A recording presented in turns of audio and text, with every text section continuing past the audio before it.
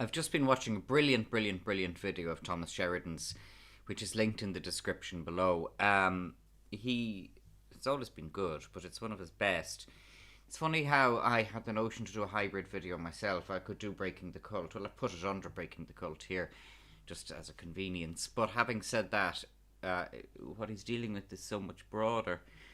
Last night, I think Varadkar, the former Taoiseach, present Tánaiste, Deputy Prime Minister of Ireland, was interviewed on RTE. Immediately the comments on Twitter, and by the way, Twitter comments are extremely important to people. We're gaslit into thinking that A, Twitter is a platform that doesn't matter, and B, the comments that people make in response on Twitter are completely irrelevant and a load of rubbish. We're gaslit into that.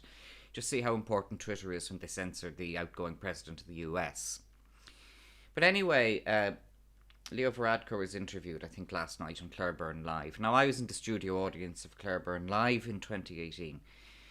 Before the show began, Claire Byrne came out and said hello to people, and one of the things that struck me about her was, first of all, she was an elegant lady. Secondly, she was nicely spoken. Thirdly, she was fluent and spontaneous with people. You know, I got a nice vibe from Claire Byrne. I stand over that. But she's in a situation here that really she doesn't want to be in. It's not worth the money, Claire. You can do so much better for yourself. You don't need this. And what I remember about the show itself then was that the whole thing was completely scripted. There was no spontaneity. It wasn't like questions and answers with John Bowman. I would prefer questions and answers presented by Claire Byrne. Alternatively, I would prefer the Late Late Show presented by Claire Byrne. She's a talented and able broadcaster. She's good with people. She's likeable. She has a nice charisma. It's all being drained from her by her job in RTE, presenting a rubbish show. She should get out. She started in TV3 anyway. She wasn't part of that Montrose set. She should get out of RTE. But what angered a lot of people legitimately on the Twitter comments and what they were saying was that it was yet another RTE sycophant interview with Varadkar. Right, I'll qualify that by saying that Claire is reading a script. I remember that, sitting in the studio audience, because you could hear it in her headpiece. So there's somebody behind her, there's some soy boy, Tig or Donica, behind her, telling her what to ask Varadkar. So I'm saying that, in a way, I'm saying it to almost defend Claire Byrne here, because apparently the interview with Varadkar last night was a disgrace. I qualify it only by saying I didn't watch it, and the only reason why I didn't watch it is because, frankly, I don't have to.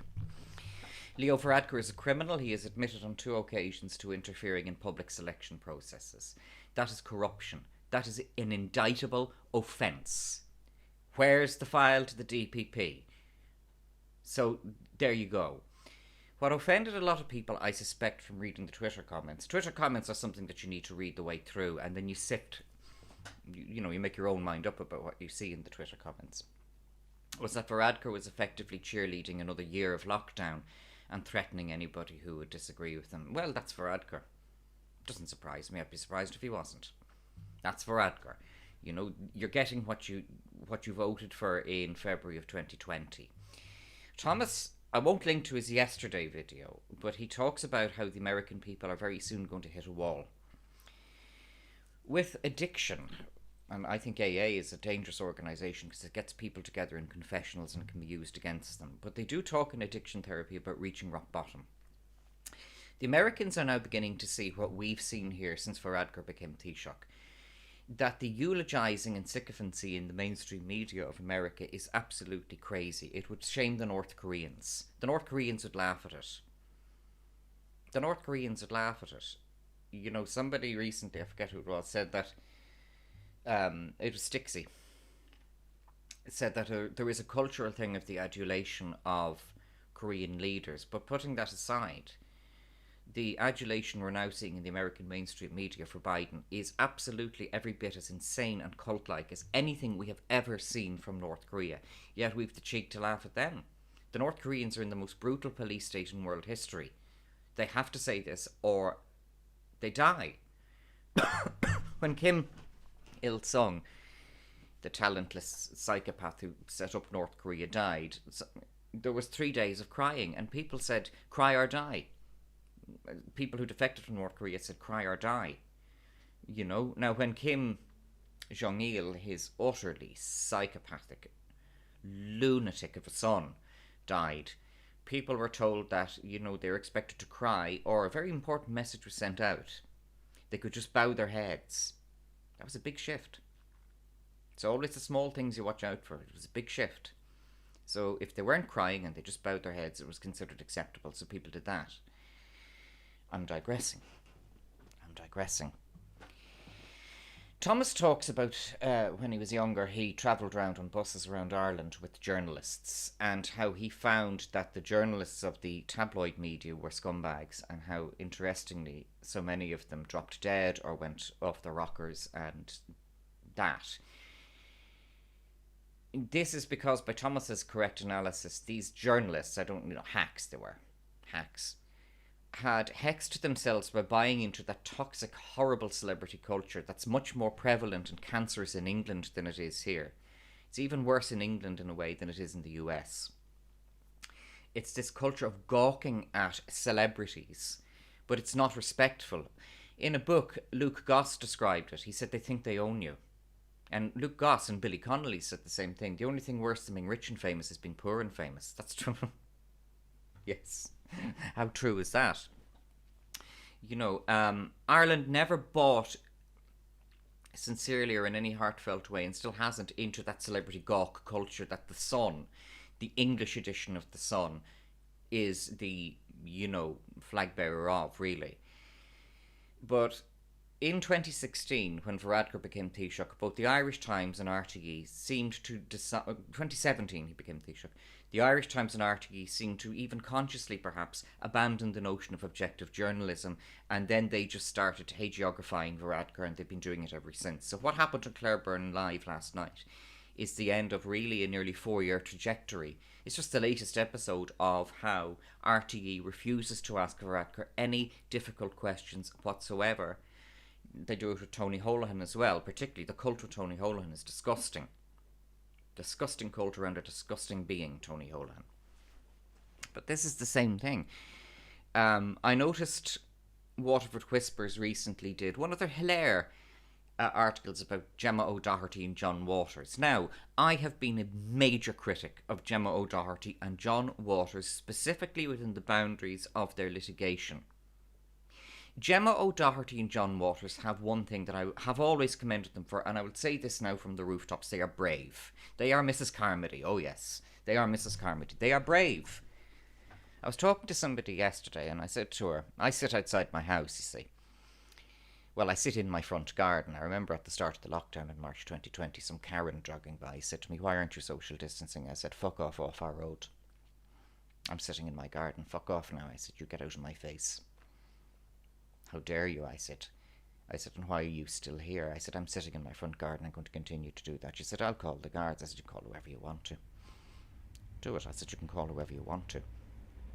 But John Waters and Gemma O'Doherty have done me no harm. Thomas talks repeatedly, and he's right, about the notion of not harming those who aren't intending to harm you. Waters and O'Doherty have done me no harm.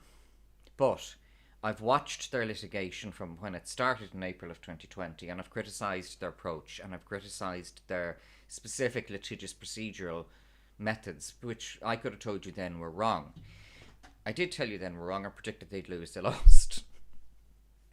And now they're appealing in the Court of Appeal. It was heard last week. They're going to lose again. Because, if you put sugar in the engine of a car, you shouldn't be expecting it to go. And it's the same thing. Their approach and the methods that they are using to pursue this particular broad matter that they're agitating in court are wrong. They were told that, they carried on. On their heads be it. But they're not harming me. They're not harming Waterford Whispers either, and they're not harming us, the people. And I'll tell you why they're not harming us. Because they're not looking for money to pay for themselves. They are representing themselves. That's similar to myself with the litigation I bring. I represent myself. I'm not looking for anybody's money. A rumour was spread about me in 2016, and it's still continuing in Hope. I had to send an email out around the area saying, "I'm not looking for anybody's money. Please stop this. It's in your own interest to stop this. I'm not going to tolerate people spreading lies about me." Waters and O'Doherty did not look for people's money in their court case. Fair enough, end of story. That's it. So they've gone into this at their own risk. Okay, they're suing the state, and the state, wastes money on nonsense all the time. So, considering how much bullshit the state wastes its money on, like whitewater rafting facilities in Dublin, when, we've got thousands of homeless on the street. they can afford to defend what Waters and O'Doherty are coming out with here.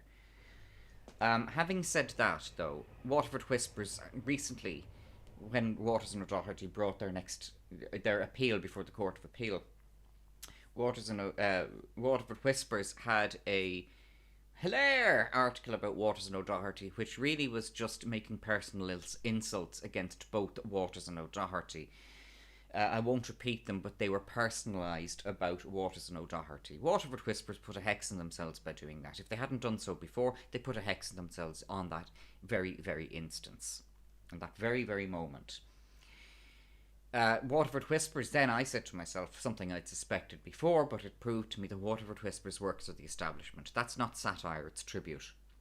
Satire is when they want to close you down. If they want to close you down, it's satire. If they're laughing at you and saying, oh, it was terrible, naughty, ho ho, that's tribute. Waterford Whispers is an establishment tribute page. They're picking on Gemma O'Doherty and John Waters. I hope, for their sake, that they don't find themselves in a situation of defamation against O'Doherty and Waters. I hope they don't. In 2008, I was put through a district court prosecution because somebody I had been with had reprimanded a woman who had parked illegally. It turns out the woman had friends in the Garda station, and I ended up being put on a charge of breach of Section 6 of the Public Order Act. When the case went to court, the woman had to admit under oath that she had blocked a disabled space. The judge threw the case out and acquitted me. I've been fighting the state about that ever since, but I then took a personal action against the woman. Now, the Irish Examiner was in court for that and put up a headline, "Man tries to stop MS sufferer from parking in disabled space." I sued them immediately for that and I won. They had to change the headline to "Teacher loses litigation." Nothing defamatory about that. But I sued them immediately. I won in the High Court, and it got reported, my victory got reported by Justine McCarthy in the Sunday Times. Justine McCarthy has been an anti-Trumper and sometimes latches onto the wrong things, but she is an honest journalist. Mary Carolyn in the Irish Times, who's their court reporter, is an honest journalist. Brenda Power in the Sunday Times is an honest journalist. Brenda Power recently wrote a piece about how her sister had died as an infant in an accident on the road, and how all the neighbours and people drove from all over the country to comfort her parents. And today now they wouldn't be able to do that because of the lockdown. And then we have this thing on RTE last night. It's not human. Varadkar, that thing, talking about extending it. That thing, talking about extending it. Thomas is right. We're talking about self-hexing here. And I would never personally attack Gemma O'Doherty and John Waters because they haven't done any harm to me and they haven't done any harm to our society. I do attack these journalists and RTE people who have done harm to our society by propagating and acting as the mouthpiece of a cult. The cult, first of all, the cult started in 2017, fully blown with Varadkar, but it's gone haywire since 2020 with coronavirus. Thomas Sheridan says something at the end of his video, linked below. This is a gift. Yes, he's right. I've actually been happier than I've been in years. I don't say that to be smug. I know this is a very, very, very hard time for an awful lot of people, but it hasn't been for me. We're seeing what we always knew. All of us tinfoil hats out on the fringes, we're seeing what we always knew anyway. We're being vindicated in so many ways. Gemma and John are being vindicated. They won't. They lose this particular case, but in the broader story, Gemma and John are being vindicated because they are, to their credit, taking on the cult. Yes, they are. Now, I was talking to a normie yesterday who was going past the house, and she said, that terrible man Donald Trump. Really? I said, what? Tell me why he's terrible. Well, she said, he incited hatred when? She said, at that speech. I said, did you listen to the speech? No. Right, I said, so who told you he incited hatred? Well, everybody's saying it. Which is everybody? Well, she said, the news. Oh, I said, okay. Right, you mean RTE? Well, I suppose so. She said, I also read the Irish Times. Okay, I said, you mean RTE and the Irish Times? I said, they told you Donald Trump incited hatred. I said, I listened to the speech. He didn't. And she said, all of those people who went along. Oh, I said, right. I said, so that's called guilt by association. I said, well, We've long-standing precedent against that, for about the past 1,000 years, since the Norman conquest established common law, guilt by association is not a stateable case. That'll be Trump's primary defence, I think, in the impeachment nonsense that's coming out here. Vindictive bullshit brought by that tramp Pelosi. God almighty. Chuck Schumer. Oh, Trump will win that, don't worry. Trump has turned into Lucifer. Let's go take an occultic aside here. Trump has turned into Lucifer, the fallen angel who's starting his own court elsewhere. Yeah, I'll be in for that one, Don. Count me in. Absolutely. I've supported Trump from the moment he declared his presidency, or his attempt to run for the presidency in 2016. I'll support him till I have my last breath. Absolutely. I'll support Trump. But anyway, let's get back to Normie Lady outside the house yesterday. I was sitting there having my coffee, chatting to her. Oh, she said, "You're quite a rebel, aren't you?" Am I? I said, "I haven't broken the law." "Oh, but you know." "No," I said, "I don't know. Tell me how I'm a rebel." I said, well, she said, "Not wearing a mask." I said, "That's not illegal." I said, "I invoked the law." I said, "Indeed." I said, a certain person called the Gardaí on me when I was in the shops on the 13th of September. I said, he wasted guard the time on a busy Saturday afternoon before Christmas. And 2 beat Gardaí had to come down to deal with his fucking crap. And when they came down, the security guard of SuperValu Sutton said to them in no uncertain terms that I had permission not to wear a mask. It didn't matter because they were 2 guards who I'd met before in the shop. And they'd said, "Well, how are you getting on, Christian, about not wearing a mask?" I said, "It's okay, I got permission not to." "Oh, fair play." So they knew the full story. That individual who tried to hex me that day in SuperValu in Sutton was out of luck. I think the gods were watching. Yes, they were watching. What they saw was that he was doing this again, so they sent the 2 guards who'd been dealing with him for the past 3.5 years. So what that did was that vindicated the fact that this individual is fixated on me. Yes, this individual is fixated on me. So anyway, down they came, and they cautioned him for wasting their time and escorted him off the premises and said to me that they were very sorry to have wasted my time. No, I said, he's the one who should be apologising, not you. I said, and not the shop. I said, the shop told him in no uncertain terms, the manager of the shop and 2 members of staff told him in no uncertain terms that I had permission to be in that shop without a mask. Now, we're seeing the mask thing is, like from the start, I said, this is a shit test, the mask thing. This is a shit test. This is one of the blackest things, honestly, the mask scam is one of the blackest things I can remember since the Holocaust. Since making Jewish people wear a yellow star. It is as evil as that. It is in the same ranking as that. And I am not a Holocaust denier, far from it. And I am a Zionist. I'm a supporter of the Jewish people's right to have a state for Jews in the Middle East. I'm a supporter of Israel. I'm a supporter of the Jews. I am not, by comparing these things, I am not in any way trivializing what the Jewish people were put through by the Nazis. But the mask thing is black magic. And I saw it from the start. And I said to my parents, and I said to anybody, watch me go to prison before I wear a goddamn motherfucking mask. Once will I go wear a mask. I wore a mask twice, actually. I wore these leather masks just for the crack, and I took the photos at home. And my goodness, they stank after being on my mouth. I could smell my breath off them 20 minutes after I'd taken them off. Then of course there were all the people complaining about my bad breath when I was talking to them through their masks. Well, I said, if you don't wake up to the fact that this is horseshit, then what can I say? Here I am, I'm doing you a service.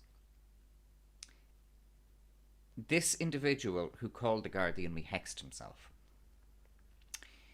RTE and the Irish Times, when they decided to buy into the cult of Varadkar, they hexed themselves. Varadkar is a very evil and dark being.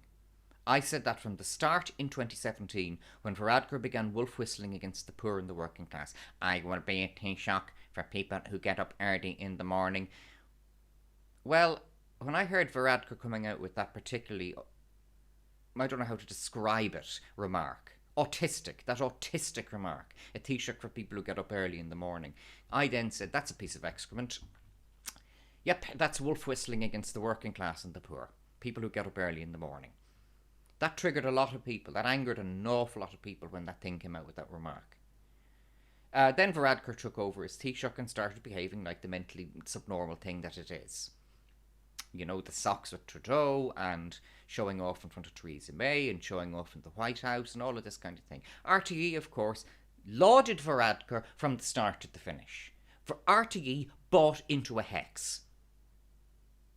So did that tit Micheál Martin. Do-gooder with his little weak soy face and his spindly wee arms. Because once Varadkar became Taoiseach, the confidence and supply arrangement between Fianna Fáil and Fine Gael was devised between Enda Kenny when he was Taoiseach after the 2016 general election and Micheál Martin when he was leader of the opposition. Varadkar's accession to Taoiseach should have been the point at which any sensible person would have said, we're out of here. Martin could have campaigned aggressively and rigorously. Of course, there's nothing aggressive and rigorous about Martin. He's the wicker man. But he could have campaigned against Varadkar. Varadkar wasn't liked by people. He still isn't. People don't like him. Sorry RTE, sorry Claire Byrne, sorry Doireann Garrihy, sorry all of these Miriam Lord ass-kissers of Varadkar. People don't like him. He is a geek and a nerd. They don't like geeks and nerds. Look at Simon Harris, look at Owen Murray, look at all these, Stephen Donnelly, all these other, oh God, these insects Varadkar surrounds himself with. Jesus Christ. RTE and the Irish Times bought into the hex that was emanating from this thing, Varadkar. People are seeing it now more.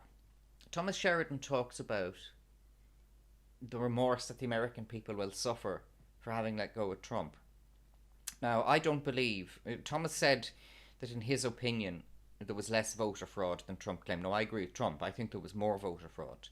But what I said in previous videos was, okay, it's voter fraud, but how justiciable is it? How will you get that into court and prove it? Easy, you can't. I'd say Trump probably knew that. Trump has now set himself up as the court of Lucifer. That's going to be fun. And the American people are going to see what it's like to have a woke mainstream media who completely kiss the goddamn ass of a very, very inadequate leader. Biden is similar to Varadkar in that way. You wouldn't let them clean toilets. They wouldn't be able to clean toilets, Varadkar. And I don't say that to disparage people who clean toilets. Thomas also talks about going up to people and saying, what do you do for a living? I do that. And I realise, on one occasion a person responded very rudely and aggressively to me. And am I doing that? When I say to somebody, well, what do you do? No, I'm not doing it to condescend. I'm doing it to understand what type of person I'm speaking to. So in other words, I'm interested in people. I write. I teach. I do these videos. If I were to ask a stranger, well, what do you do for a living? It does give me an insight into the mentality and background of that person. I'm not interested in a person's socioeconomic status. No, really seriously, I'm not. But I do appreciate how people could assume that it's otherwise. Thomas is using the American paradigm. What do you do? I know where he's coming from. I'm asking it in an Irish context. Well, what type of person are you? Because if somebody said to me, well, I'm a janitor in a school, I'd be saying, I bet you've seen a lot. Because janitors in schools. I remember teaching in a very rough boys' secondary school, and two big fellas were beating the shit out of them, and the janitor comes over, fellas, he says to them, and they stopped. He didn't even have to break up the fight. Because the kids in the school knew the janitor was on the level, and he saw fucking everything. The janitor saw everything in the school. You see it in the breakfast club. The janitor, he says, I'm the eyes and ears of the school, bloody sure. So, I have done cleaning jobs myself. I've done factory work myself. I've done manual labouring jobs myself. I've worked in hotels and restaurants, that kind of thing. I would do it again tomorrow if I had to. Although, frankly, I'd rather clean sewers, because there's big money to be made from that, from cleaning sewers. A while ago, I hired 2 sewer workers because, for reasons that I don't need to say in this specific moment, our sewer was blocked. I'll just say that our sewer goes into the sewer of next door. That's all I'll say. But our sewer was blocked. And 2 sewer workers came at no notice, and they said, this sewer has been blocked for 25 years. Not at your end, they said, but it's blocked elsewhere. So the next door neighbour came and started verbally abusing the 2 sewer workers and started verbally abusing me. The 2 workers stood up to him and I videoed it, and it's a very interesting video.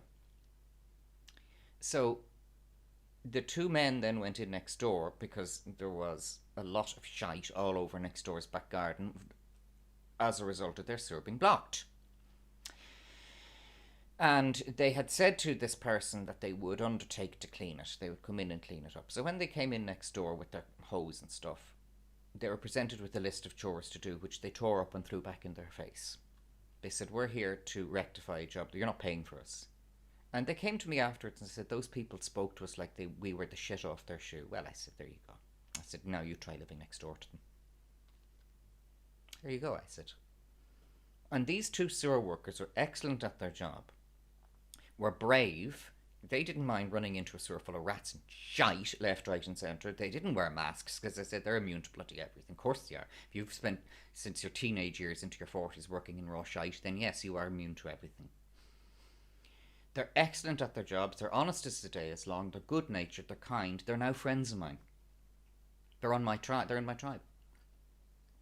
I gave them presents for their kids at Christmas. Little boxes of Maltesers, small presents. But, hey. And, they were telling me then about their families. And their families seem to be nice people as well. In fact, I know they are. I don't have to say that much. I know they are. I know that they're surrounded by nice people. And this is why, in relation to what do you do for a living, well, I would be asking somebody that question coming from a very Republican and egalitarian place that I'm in, but I appreciate how it could trigger others. I do appreciate how it could trigger others. This is a gift. We've been handed a gift since 2020.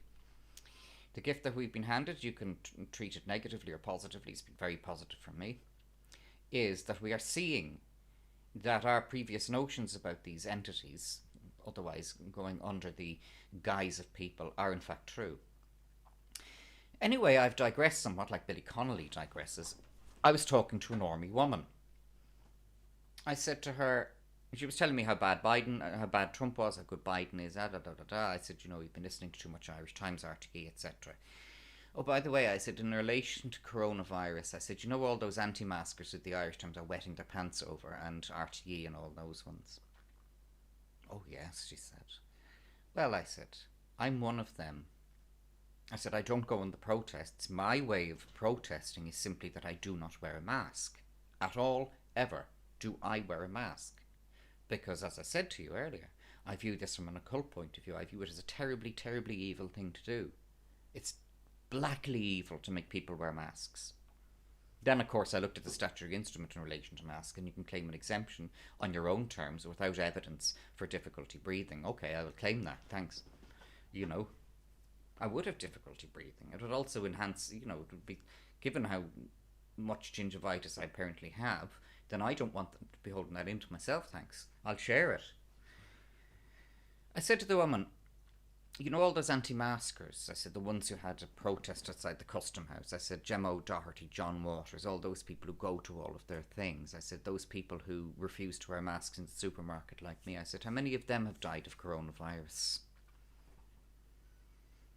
And she looked at me and started laughing, and I realised that I'd done enough. You don't want to preach to people, you don't want to lecture people, because I know what it's like to be lectured to by fanatics. I know what it's like. Thomas talks about fanaticism. He doesn't use the word, but I'm using it. He talks about that fanaticism with QAnon and with Trump and all the rest. But Trump is not a fanatic. He's a pragmatic. I knew when I said to that woman yesterday how many of those people who break the mask regulations, who socially congregate, who do all these things, how many of them have died of coronavirus. Get back to me on that one. I knew that I had pierced through something there. But I think actually I had allowed her to recognise in herself something that she had not had the courage to recognise. We must forgive the people who have been sucked into this cult. We must forgive the people who have Stockholm Syndrome. Because they trusted RTE and they trusted the Irish Times. They're not doing so as much as they used to. You must always light a candle instead of cursing the darkness. Yesterday I lit a candle. A few days previously I was talking to two normies and I lit a candle. Would you believe it was a woman of the same age and same type as the one I spoke to yesterday? if you see that spark in their eyes when you say that to them, well, how many of those COVID deniers have died of coronavirus? Or as I said to the woman a few days ago, this will be over when enough people, when a critical mass of people in Ireland say it's over. This will be over when enough people in Ireland say it's over. And she greeted me. You've lit that spark. You've lit a candle. That's enough. That's enough. That's how you can do your protest. I would say to anybody who calls themselves an anti-masker, if you're wearing a mask in the shops, you're not an anti-masker. Sorry. I sympathise. I'm not condemning you. I'm not judging you. But you're not an anti-masker if you're wearing a mask in the shops. I'm an anti-masker. I'm not going to court about it because I don't have a reason. I'm not going to protest because I don't. But I am an anti-masker because I'm doing these videos, and everybody who sees me in those shops that I go to, my local supermarket, including that obsessive who called the guards on me and got his ass handed back to him, the people who see me in country supermarkets, the people who see me around, the people who see me going into the chemists or the banks or the post office, they're seeing that protest. They have two eyes in their head. They're seeing that. They're seeing that. Those men, it's always been men of a certain type who've tried to start fights with me about not wearing a mask. The only difference between them and me is that I have a pair of testicles. That's the only difference, guys. And they hate it. They don't hate me, it's projection, because they hate themselves. They can't look in the mirror anymore. This is why what was done with the mask thing to a certain extent was so evil. To another extent, though, they deserve it. They do, they deserve it, because I didn't buy into it, I haven't got into trouble. Nobody has prosecuted me for not wearing a mask. I haven't incited anybody, because what I've done with not wearing a mask has been legal. If you look at my Twitter, the pinned tweet on my Twitter, I have put up on my Twitter a letter that I've written to the Chief Garda for Dublin. It's something similar to something I wrote to her last year. You know, I'm explaining the law as I interpreted it. I'm not giving legal advice to people. No. But I'm saying how I have chosen, in my right as a citizen, to construe the law. Easy, simple. End of.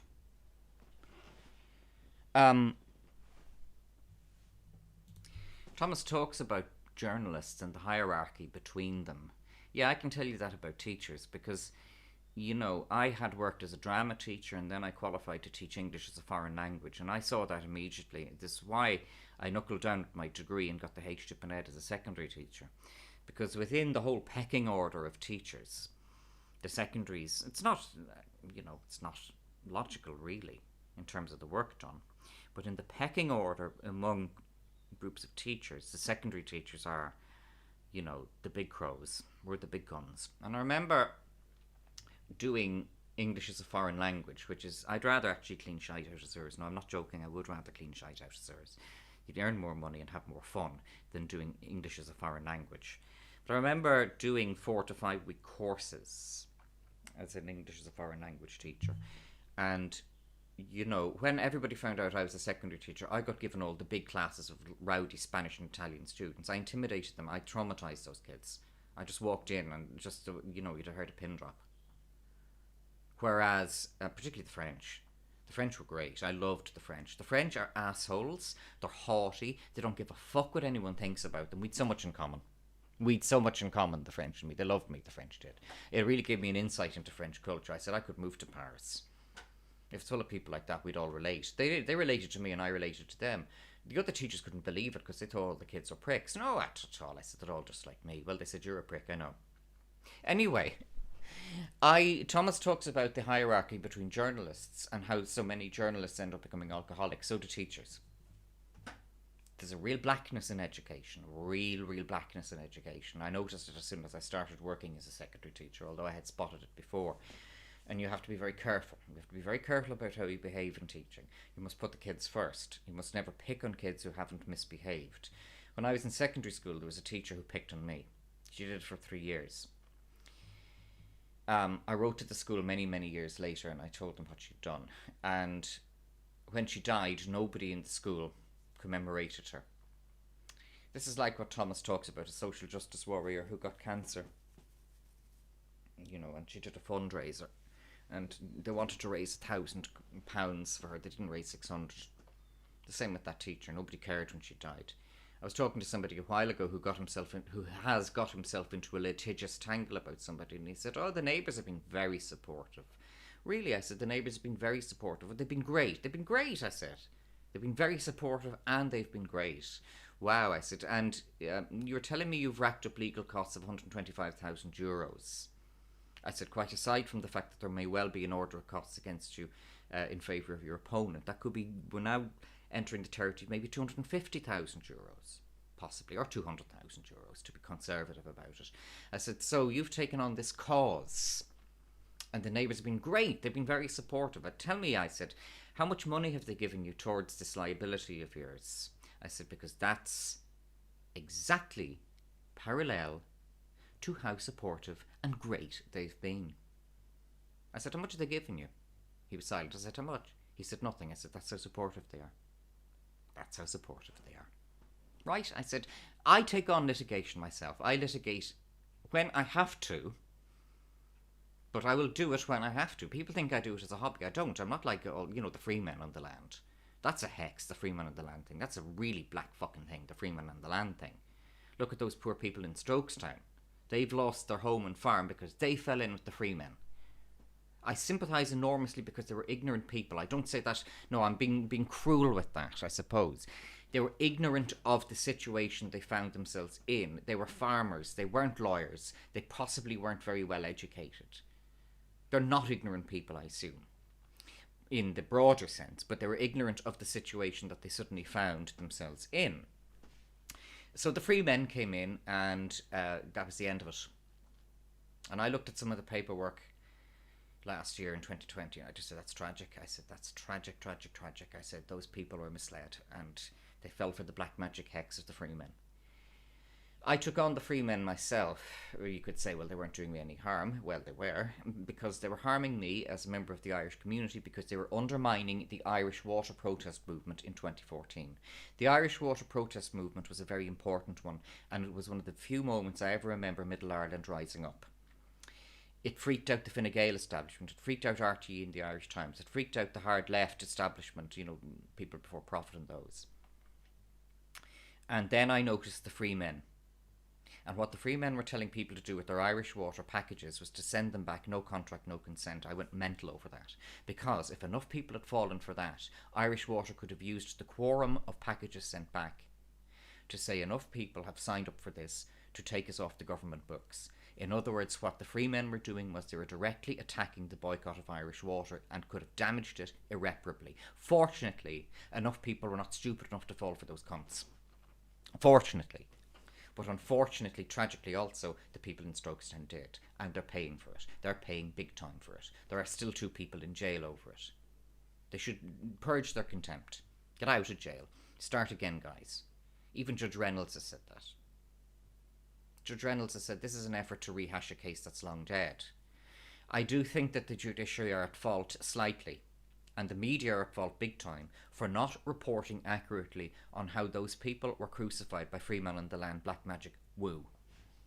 I do it. I'm probably one of the biggest long-term critics of the free men on the land thing for 7 years in this goddamn country. Judges do criticise it. Judge Gilligan criticised it. I think Judge Noonan criticised it. But they need to go for it, absolutely. The judges in their rulings need to be ruthless with this. McGovern did, I think. But this is a serious problem, the free man on the land thing. The judges don't want to be politicised because we have a boundary between the Oireachtas and the judiciary. Yes, that's right. But at the same time, free man on the land is evil. It is positively evil. It is causing destruction everywhere we look. So, just to wrap up, I suppose, end of lecture. This thing with this person who said to me, oh, the neighbours have been great. They've been great support. Well, how much money did they give you? It is like the free men on the land, and it is like the social justice warriors. They would cut their fingers off before reach in their pockets to give anyone €1. To that extent, they're similar to the NGOs. The NGOs are full of these professional charitable people who actually would cross the street before helping anybody who's genuinely in trouble. Money talks.